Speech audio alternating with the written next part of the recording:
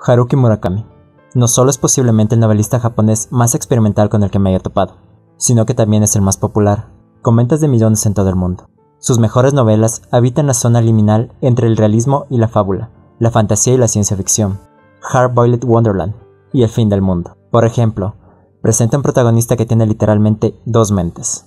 Y, en Crónica del pájaro que da cuerda al mundo, tal vez su trabajo más conocido fuera de Japón, comienza prosaicamente, como la búsqueda de un hombre por su esposa desaparecida. Luego muta silenciosamente en la narrativa híbrida más extraña desde Trisman Shandy, de Lawrence Stern. El mundo de Murakami es alegórico, construido con símbolos familiares. Un pozo vacío, una ciudad subterránea. Pero el significado de sus símbolos sigue siendo hermético hasta el final. A pesar de su deuda con la cultura popular, y la cultura pop estadounidense particular, se podría argumentar que el cuerpo de trabajo de ningún autor ha sido más privado.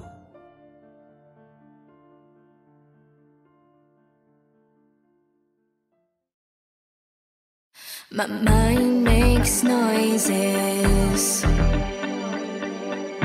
too much.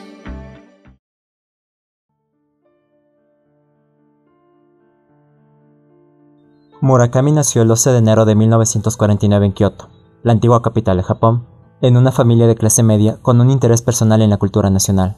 Su padre era profesor de literatura japonesa, su abuelo monje budista. Cuando tenía 2 años, su familia se mudó a Kobe, y fue esta bulliciosa ciudad portuaria, con su flujo constante de extranjeros, especialmente marineros estadounidenses, lo que más claramente le dio forma a su sensibilidad, rechazando la literatura, el arte y la música japonesa a una edad temprana. Murakami llegó a identificarse cada vez más estrechamente con el mundo fuera de Japón, un mundo que solo conocía a través de discos de jazz, películas de Hollywood y libros de bolsillo. Como estudiante en Tokio, a finales de los años 60, Murakami desarrolló un gusto por la ficción posmoderna, mientras observaba, en silencio pero con simpatía. Mientras el movimiento de protesta alcanzaba su punto álgido, se casó a los 23 años y pasó los siguientes años de su vida dirigiendo un club de jazz en Tokio, llamado Peter Cat, antes de que la publicación de su primera novela le permitiera pagar sus gastos escribiendo. Murakami ha sido una celebridad poco dispuesta en su país natal, viviendo en el extranjero durante años a la vez para asegurar una cierta distancia de su imagen pública. Ha vivido tanto en Europa como en los Estados Unidos. A nivel internacional, Murakami es ahora el novelista japonés más leído de su generación. Ha ganado prácticamente todos los premios que Japón tiene para ofrecer, incluido el más grande, el premio literario Yomiuri. También es un traductor extremadamente activo, que ha llevado a escritores tan diversos como Raymond Carver, Tim O'Brien y F. Scott Fitzgerald a lectores japoneses, muchos de ellos por primera vez. La oficina de Murakami se encuentra justo al lado de la avenida principal en Aoyama, repleto de boutiques, el equivalente de Tokio al Soho, de la ciudad de Nueva York. El edificio en sí es rechoncho y de aspecto anticuado, como si el cambio en el vecindario hubiera ocurrido sin su permiso.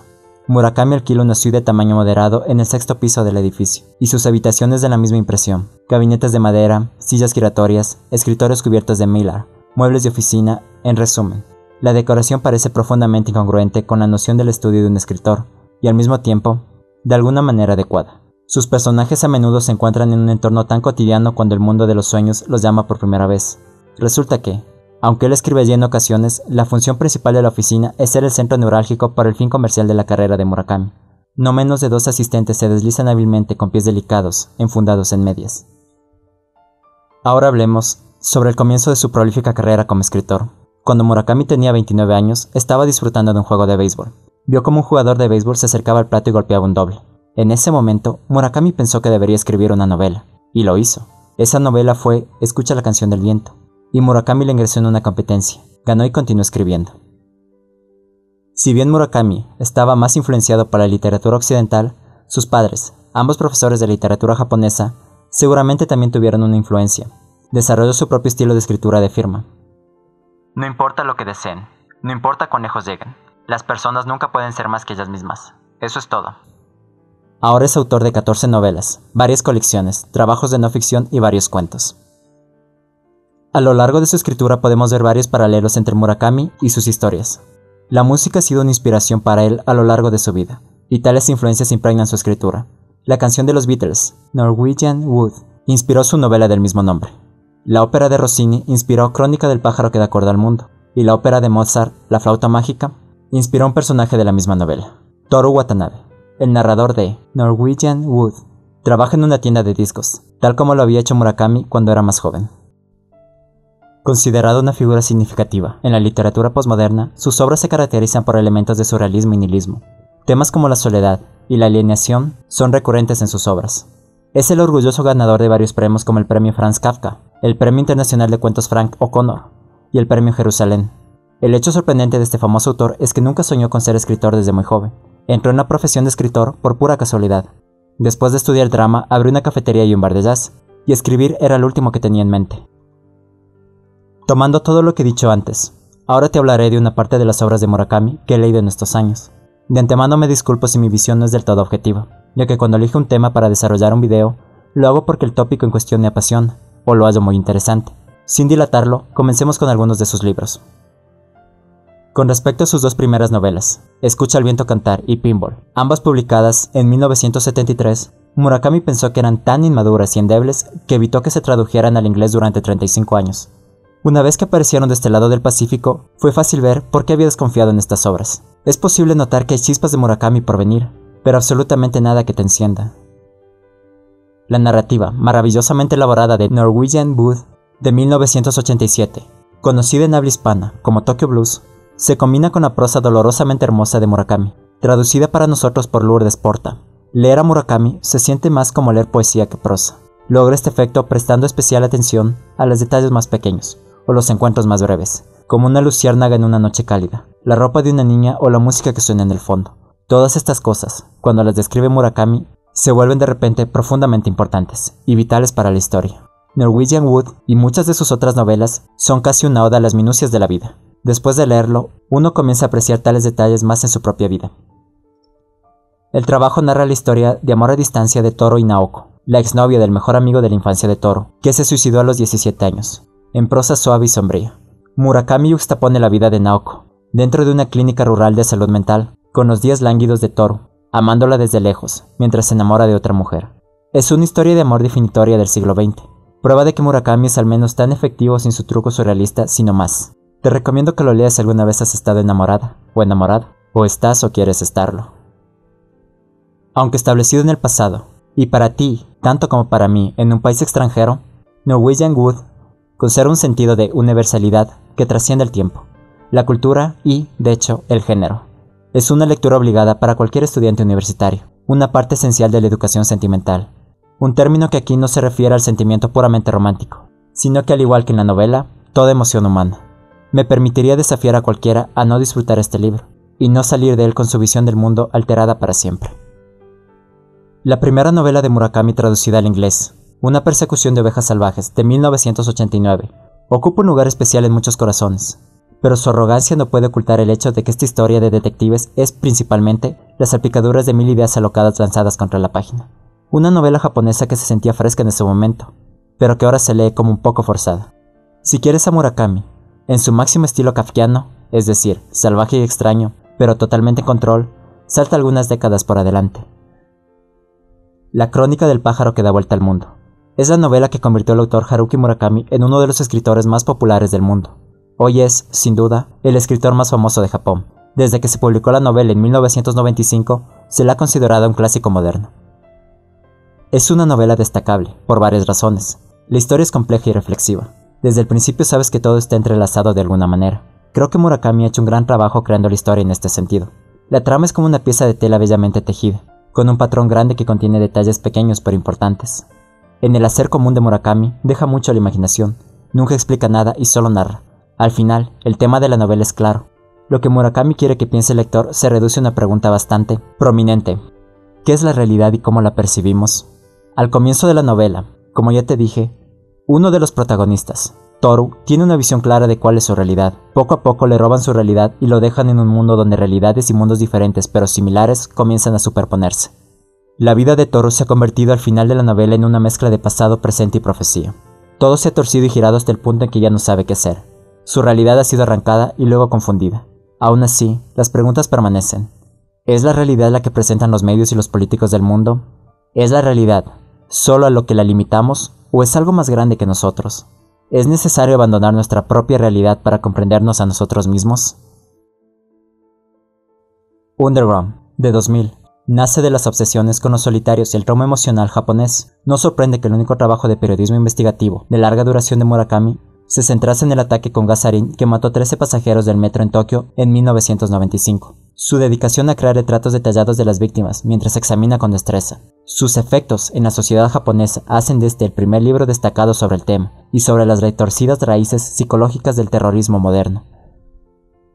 Los personajes de Murakami son insomnes y soñadores lúcidos. Pasan la mitad de la noche bebiendo té y teniendo visiones. En After Dark, de 2007, logró incluir una novela completa en una noche en la que dos conocidos, Mari y Takahashi, se encuentran en Denis y se embarcan en una misión metafísica para despertar a la hermana de Mari en estado catatónico.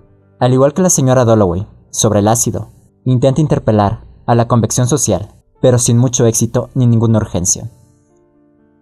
Los años de peregrinación del chico sin color es una novela escrita por Murakami en 2013, en donde el protagonista, Tsukuru Tasaki, tenía 4 mejores amigos en la escuela. Por casualidad todos sus nombres contenían un color. Los dos niños se llamaban Akamatsu, que significa pino rojo, y Oumi, mar azul, mientras que los nombres de las niñas eran Shirane, raíz blanca, y Kurono, campo negro. Tasaki era el único apellido sin color. Un día los amigos de Tsukuru Tasaki anunciaron que no querían volver a verlo ni hablar con él nunca más. Desde ese día, Tsukuru ha estado flotando por la vida, incapaz de formar conexiones íntimas con nadie, pero luego conoce a Sara, quien le dice que ha llegado el momento de averiguar qué sucedió hace tantos años. Murakami ha establecido una historia muy similar a muchas de sus obras pasadas. Un protagonista masculino tranquilo pasa por una experiencia traumática que lo obliga a cuestionar la existencia de una conexión con otra persona, en este caso personas. Luego intenta navegar por el mundo por su cuenta. En el pasado los protagonistas de Murakami podrían haber puesto un disco de jazz y haberse servido un whisky, contentos de ignorar sus problemas. Para complementar, podría hablar sobre la relación de las obras de Murakami con el cine. La primera novela de Murakami, Escucha el viento cantar, fue adaptada por el director japonés Kazuki Omori. La película fue lanzada en 1981 y distribuida por Art Theater Wild. Naoto Yamakawa dirigió 2 cortometrajes, Ataque en la pastelería, lanzado en 1982, y Una chica, ella es un 100%, lanzado en 1983, basado en los cuentos de Murakami, Ataque en la pastelería y Viendo una chica 100% perfecta en una mañana de abril, respectivamente. El director japonés Junichi Kawa adaptó el cuento de Murakami, Toni Takitani, en un largometraje de 75 minutos. En 1998, la película alemana El oso polar, escrita y dirigida por Franz Heimann, utilizó elementos del cuento de Murakami El segundo ataque de la panadería, en 3 líneas de la historia, aunque esta misma historia también fue adaptada como cortometraje en 2010, dirigida por Carlos Cuarón. 2 historias del libro de Murakami, Después del temblor, Pay de miel y Super Frog Salva Tokio, han sido adaptados para el escenario y dirigidas por Frank Galati, titulada Después del terremoto. La obra se presentó por primera vez en la compañía de teatro Steppenwolf, en asociación con La Joya Playhouse, y se estrenó el 12 de octubre de 2007, en el Teatro Repertorio de Berkeley. En 2008, Galati también adaptó y dirigió una versión teatral de Kafka en la orilla, que funcionó por primera vez en la compañía de teatro Steppenwolf de Chicago, de septiembre a noviembre. Los personajes de Murakami no varían mucho en sus libros. Tiene un repertorio estándar, y el narrador de sus cuentos, en particular, tiende a ser similar de un libro a otro. Del mismo modo, la imposibilidad del amor, de una relación feliz, duradera e íntima, también surge una y otra vez. Aún así, sus personajes son comprensivos y bien dibujados, y uno no se cansa de ellos, la mayoría de las ocasiones. Murakami tiene el arte de presentar material similar en nuevas formas. Hay una fantasía salvaje en las obras de Murakami, y algunos toman algunos giros decididamente extraños y irrealistas, pero lo hace de una manera tan descarada que como lector no te queda más que aceptarlo voluntariamente. Las historias también permanecen basadas en lo real, porque los puntos filosóficos y románticos de interés para Murakami son temas tan universales. Debajo de todo, las obras también son sorprendentemente y efectivamente sentimentales. Para un público extranjero como nosotros, el acceso a su obra se ve obstaculizado por el hecho de que el trabajo de Murakami solo es accesible en la traducción. Varios traductores han tenido su mano en su trabajo, y aparentemente también ha habido alguna interferencia editorial que resultó en el corte o censura de algunos textos. Así que quién sabe cuánta de la audiencia extranjera de Murakami está recibiendo su obra íntegra. Hay que comentar que otros la tienen peor. Recientemente hubo una protesta en Alemania, donde algunas de las obras de Murakami se han presentado en traducciones hechas de las traducciones del inglés, que ya de por sí son dudosas. Sorprendentemente, Murakami, un hablante fluido de inglés y que ha traducido algunas obras importantes para su idioma natal, ha permitido este triste estado de las cosas. Aún así, incluso en traducciones abreviadas, Murakami es un autor impresionante e interesante, que merece la aclamación internacional que ahora recibe. Y sobre todo, merece que le dediques un espacio en tu biblioteca y experimentes con el autor, porque no sabes si puede volverse uno de tus escritores de cabecera, como me ocurrió a mí y como quisiera que te ocurra a ti.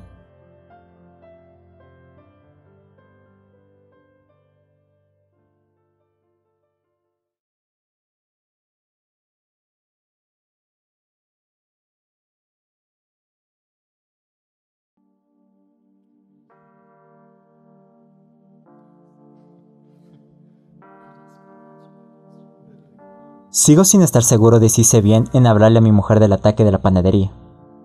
Quizá no se trata de una cuestión sobre el bien o el mal, de lo que es correcto o incorrecto. Quiero decir, elecciones incorrectas producen a veces resultados correctos, y al contrario, ante este tipo de absurdos, creo que se les puede llamar así, he llegado a la convicción de que en realidad no elegimos nada. Esa es mi forma de entender la vida. Respecto a las cosas que ya han ocurrido, no hay nada que podamos hacer.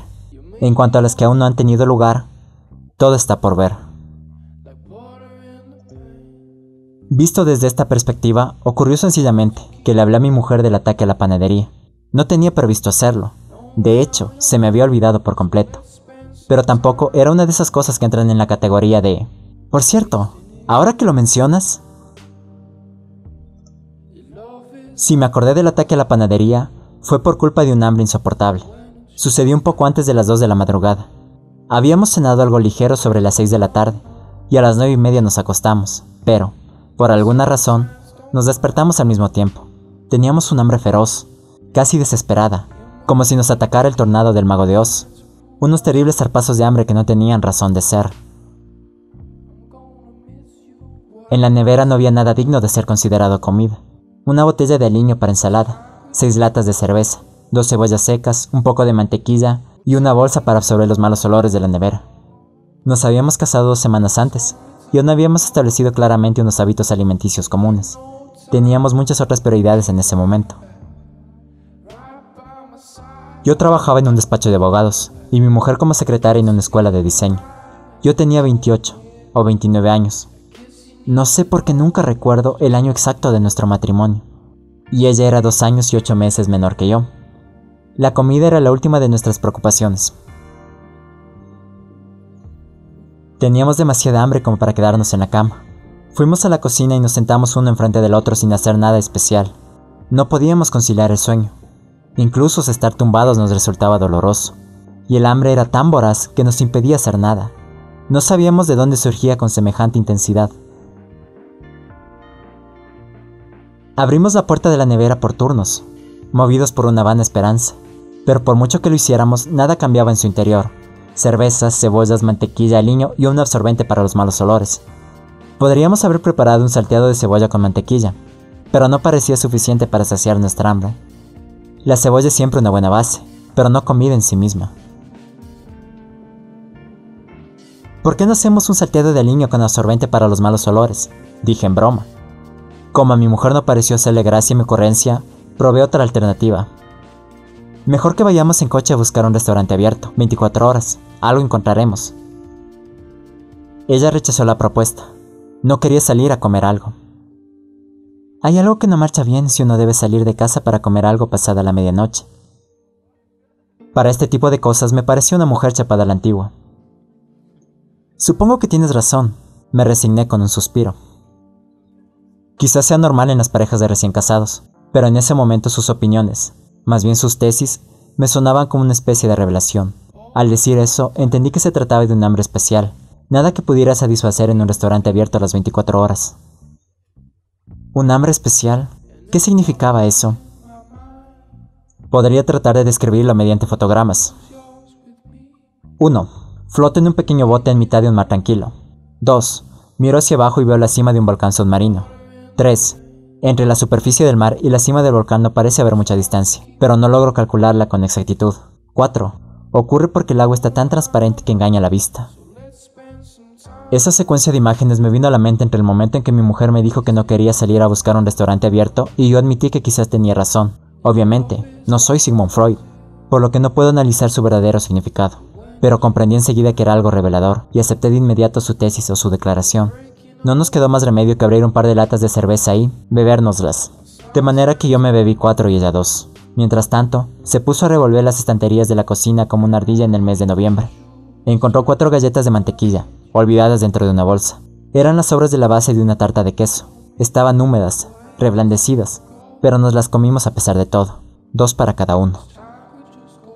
Por desgracia, ni las galletas ni las cervezas dejaron rastro o lograron ocultar el hambre. Nos sentíamos como si observáramos desde el espacio la vasta extensión de la península del Sinaí. Su efecto pasó como pasan los paisajes anodinos tras la ventanilla del coche. Leímos el texto impreso en las latas de cerveza. Miramos el reloj en numerosas ocasiones. La nevera. Hojeamos el periódico de la tarde del día anterior y con una tarjeta postal recogimos las migas de las galletas esparcidas encima de la mesa. El tiempo pasaba lento y pesado, como el plomo por las entrañas de un pez. Jamás había tenido tanta hambre, dijo mi mujer. ¿Tendrá relación con estar recién casados? Puede ser o quizá no. Empezó a investigar de nuevo en todos los rincones de la cocina la búsqueda de un pedazo de comida, y yo me asomé otra vez por la borda para contemplar la cima del volcán submarino. El agua transparente despertaba en mí un sentimiento de inquietud, como si se me hubiera abierto un inmenso vacío en el estómago. Un vacío puro, sin entrada ni salida. Esa extraña sensación de ausencia en el interior de mi cuerpo. Esa percepción existencial de la no existencia. Se parecía al miedo, a la parálisis que se atenaza a uno después de trepar hasta la cima de una torre altísima. La conexión entre el hambre y el vértigo fue todo un descubrimiento. Me acordé entonces de una experiencia similar que había vivido hace tiempo. La misma sensación de vacío en el estómago. ¿Cuándo fue? Sí, era lo mismo. Ocurrió el tiempo del ataque en la panadería, dije sin querer. ¿El ataque a la panadería? ¿De qué hablas?, preguntó mi mujer. Fue así como empezó.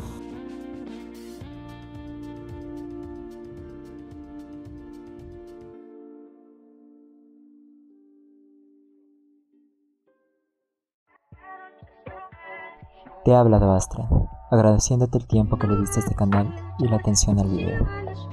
Eres libre de dejar un like, suscribirte o pasarte por mis redes, en las que hallarás publicaciones que te ayuden a disfrutar aún más del contenido.